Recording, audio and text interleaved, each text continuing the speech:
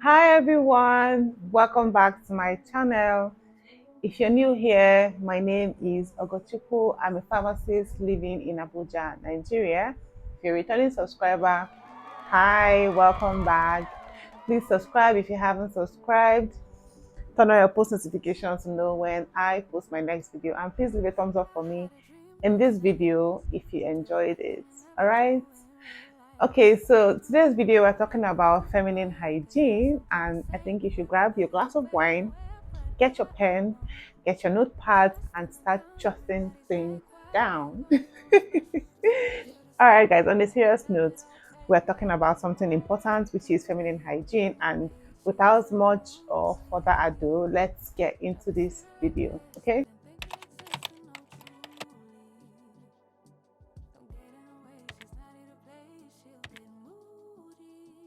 So firstly, let me define what hygiene is. Hygiene means like clean practices one has to do to maintain health and prevent diseases and infections.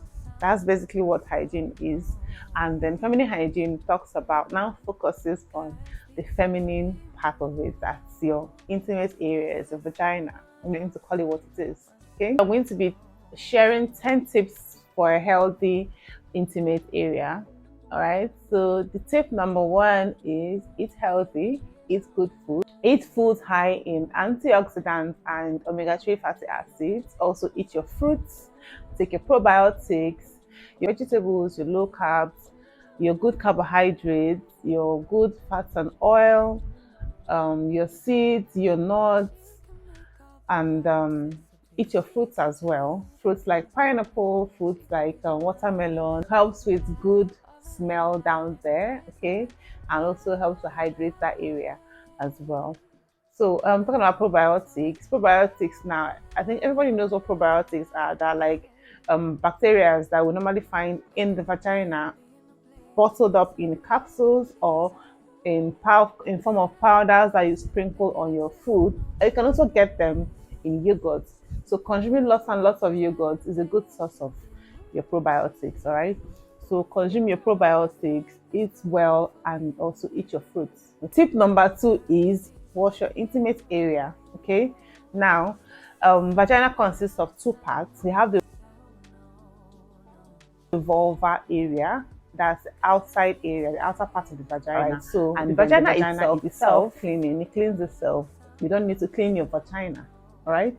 The only part you need to clean is your vulva.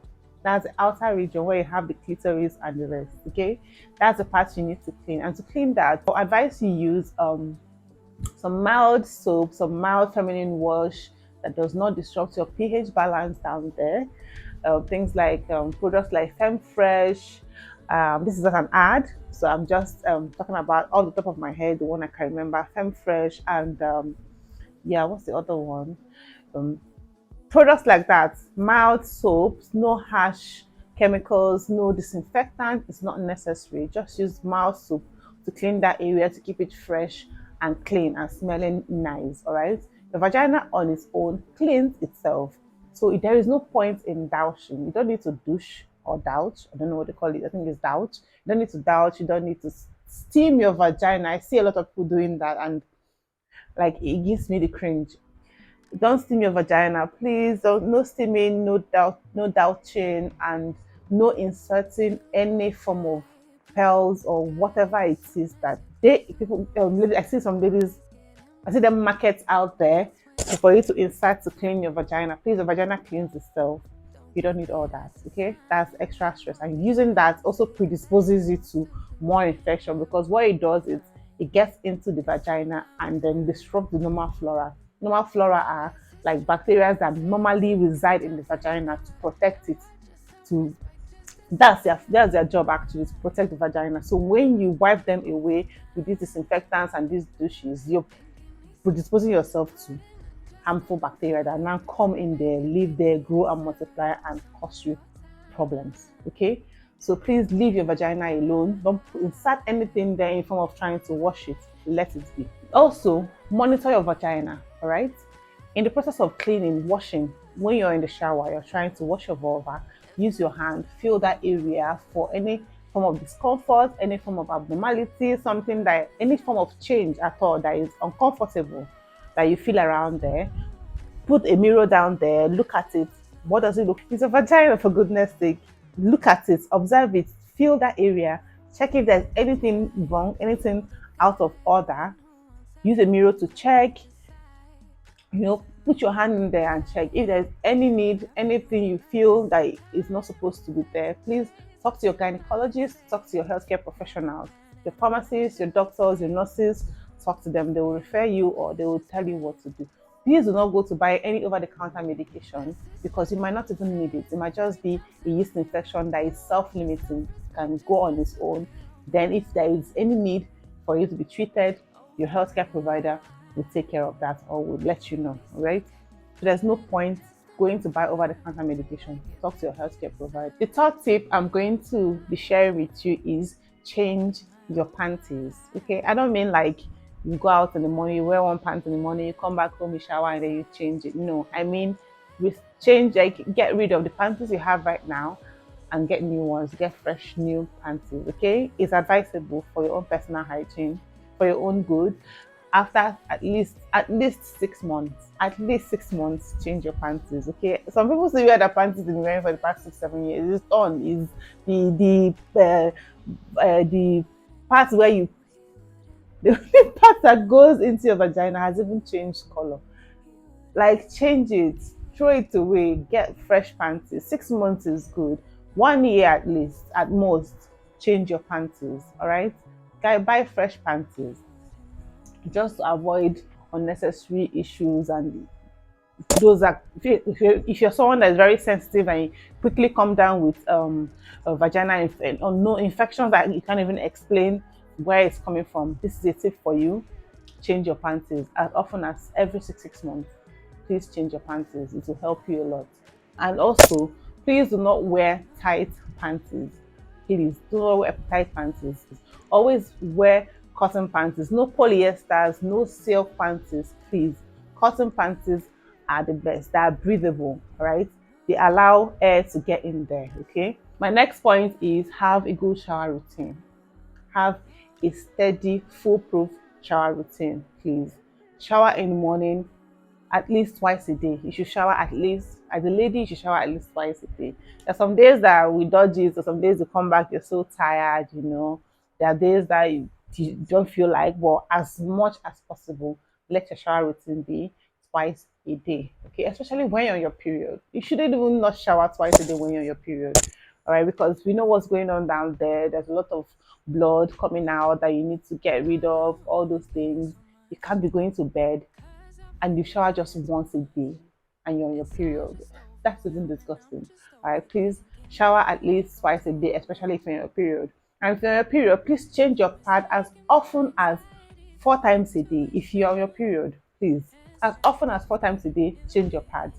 If you don't have the chance to shower midday, because I will say shower morning, shower midday, and shower night if you're at home. But if you don't have that luxury of showering 3 times a day, please change your panties your pads as often as 4 times a day, at least 3 to 4 times a day. All right, that also helps with maintaining a good vaginal health. Okay, so the next tip I'm going to share is cleaning after you've pulled or you pee. All right, so this is very important. Now, when you go to the bathroom to use the toilet, you pee or you poo. Let's say you just peed. Now, you can't pee and just come out and wear your panties again. Come on now. So, because you know that once you pee, there are still some drops that did not completely pass in the toilet. So, wearing your pants and those drops are going to drop in there. All right, except you're using panty liners. Even if you're using panty liners, it's just the right thing to do. Please clean your intimate area after you've used the toilet, whether you peed or you pooed. Please clean. And to clean, please wipe from front to the back. You don't wipe from back to front because you don't want to take all that bacteria from your anus to your vagina. The female urinary tract urethra is quite short, unlike that of the men. Ours is quite short, so it's very quick for bacteria to travel from the uretral tract to cause urinary tract infection. So our advice to wipe from front to back The best way to even clean up after peeing or pooing is use water and wash. Okay, either you use water with a mild soap to wash. If you don't have the luxury of that, if there's no availability of that, always carry your wet wipes. Use a wet wipes, right? It will clean better than even using a tissue. Tissue should be your last. Tissue paper should be your last resort. All right. If you don't have water to wash up immediately, always carry your wet wipes. If you don't have wet wipes available, then you can use your tissue to wipe. But wipe from front to back, not from back to front. Please, when I talk about wet wipes, I don't mean makeup removing wipes or wipes that have that's a highly scented wipes and all that. I mean water-based wipes. And there are also wipes for ladies. So either you use those wipes meant for that or baby wipes that are water-based and non-fragrance or not makeup removing wipes. Please, that's what I mean by so the next tip I'm going to say is wax instead of shave. All right, waxing is safer than shaving actually, because when you're shaving, you're using blade to shave. Now, in the process of shaving, there is almost always the chance of cutting yourself. You might not even know, you might not feel it, all right, but there will be a cut somewhere, and then bacteria can gain access through that cut, because most of the bacteria they feed on blood. So once they have access to that, they multiply very quickly. Before you know it, you're down with an infection, right? So but waxing doesn't predispose you to that. And also with waxing, the frequency of hair removal is lessened with waxing than with shaving. The hair grows faster when you shave than when you wax as well. Okay, so I will always say choose waxing over shaving. Most of the cases I get, a lot of the cases I get when it comes to vaginal infections and all that, most of them will tell you that it was after I shaved and I started feeling this way, feeling that I started noticing some rashes and some bumps around that area and all that. So I always say choose wax over shaving. But if you don't have the access to waxing and shaving is what you want to, is your thing, please, our advice, well, you shave first of all, our advice, firstly, shave in the shower. Do not do any form of dry shaving. Shave in the shower while you're taking a bath, so that once you're done shaving, you can quickly just wash up and then clean and dry up that area. So you don't give the bacteria any chance to get in there, grow and multiply. This next tip is after sex, an after sex tip. Once you're done with all the rigmarole with your partner, please immediately go to the bathroom, urinate and wash up. Even if you don't want to take a shower, try to urinate and wash up. It helps to pass out any bacteria that has been transferred to you. All right, if you urinate immediately, you can pass it on. Like I said, our urethra is shorter than that of men, so bacteria can travel quickly to your urinary tract and cause you an infection. So once you're done with the sexual act, please go and wash up. Urinate, try as much as possible to force it if you can. If not, wash up that area immediately, okay? To prevent yourself from getting any form of bacterial infection. Please mind what you insert into your intimate area. Mind what you insert there. Not everything you put in there. Don't put any weird fruit or vegetable into your vagina. Don't put even honey into your vagina, ice cream, yogurt, during foreplay and all those things. Please try as much as possible not to let them get to your intimate area. These things can cause you a lot of harm later. You might have all that fun in the moment and later you pay for it, okay? No weird anything into your vagina. Even if you're in the middle of the sexual act with your partner, he wants to use his fingers up there, please let him wash it properly. I said properly. Let him wash it properly before putting it in there, even if you are the one trying to do it yourself, because, well, I don't know, whatever, however the situation is, anything going into your vagina has to be cleaned and washed properly. That's the whole point, okay? Yeah. And also your sex toys, try to keep your sex toys clean. Yes. Once you're done using them, please wash them and store them properly. And also before you even use them as well, still repeat the washing process, okay? Don't come and be initiating or don't come and be introducing weird things or bacteria into your body by yourself, okay? And the last and final tip is try not to sleep with undies, underwear. try not to sleep with panties or any form of underwear. Please leave that place open. When you want to go to bed, leave it open, air it out, let it have some freedom. It's been locked up all day from morning till night. So please free it up. Let it have some freedom. Let it breathe while you sleep. Okay? That's my last and final tip. And I hope you guys enjoyed this video and you took note of some things, you jotted some things down. All right. So yeah, that's it on my 10 tips on feminine hygiene. I hope this video made sense to you. I hope you had a good time watching this video. And thank you so much for sticking with me till this point. I'll see you in my next video. Please subscribe if you haven't subscribed. That's very important. Please subscribe if you haven't subscribed.